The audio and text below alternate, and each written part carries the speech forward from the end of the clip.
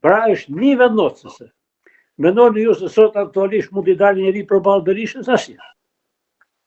Mund t'i servilosin Berishës, mund t'a hyndizojnë Berishën, mund t'a hyndizojnë Edi Ramën, nesër mund të hyndizojnë Agon Shehen ose atë tjetër Llapa që ka që nuk pëlqen fare, por nuk mund të synojnë që ballë për ballë të futen për shembull dhe të kandidojnë kundër tij. Është e pamundur.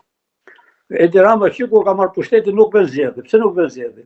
Sepse e di që asnjëri prej tyre nuk guxon të as kandidoj. Pra e reja nuk vjen sepse e vjetra mahet fort pas ligjeve që ka krijuar për të qëndruar e vjetër. Pra nuk ka krijuar hapësirë. Nuk ka krijuar hapësirë.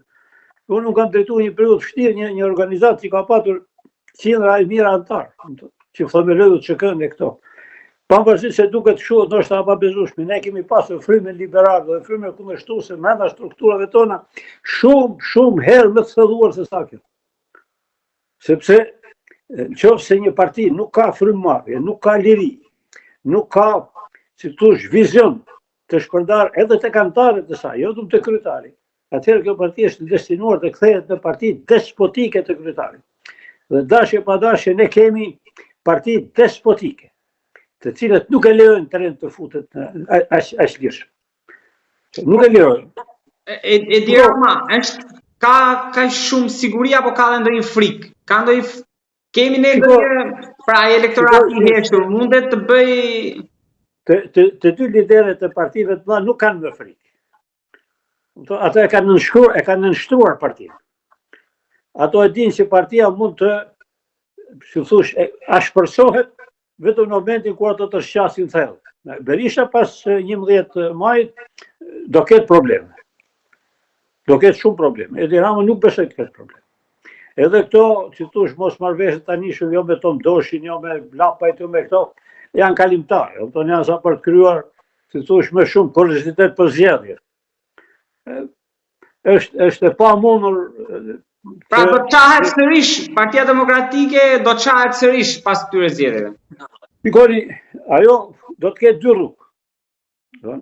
Ose frymat despotike e Berishës do të jetë misunduese dhe do largojë nga partia disa njerëz, ta zënë Bardhi apo Çekmarka jo, është që puna kulat, që të përdoret lehtë kështu. Mungesa e karakterit është e theksuar, e karakterit politik, jemi rarë. Edhe, pra mund të rritet, si thosh, despotizmi i Berishës në parti. Edhe ai mund të largohej ose disa mund të largohen, por përvoja 35 vjeçare e shkërmoqjes Partisë Demokratike ka dëshmuar se njerëzit ikin, por nuk kanë fos pastaj të veprojnë. Ka ikur, të them deri kanë ceka. Ka ikur pastaj grupi tjetër i Dostit, i Shehut, i këtyre. Ka ikur pastaj grupi i këtij që ishte sekretari i përgjithshëm ministri Pollos. Ka ikur grupi Bashës. Kanë ikur shumë grupe, por nuk kanë patur efekt. Të gjitha janë kthyer. Sepse despotizmi i ka majtur njerëzit të revoltuar vetëm një çast, dhe aty ku kanë filluar ta kuptojnë se interesat e tyre materialiste po preken.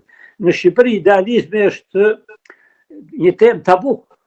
Temë real, materializmi është temë thelbësore. Pra njerëzit nuk rendin më mas vizionit dhe mas idealizmit. Unë nuk e kam gjetur të shumë pak njerëz, kam gjetur çështjen ideale po çështje kombëtare. Edhe temë real, më shumë e kam gjetur në Jugosllavi.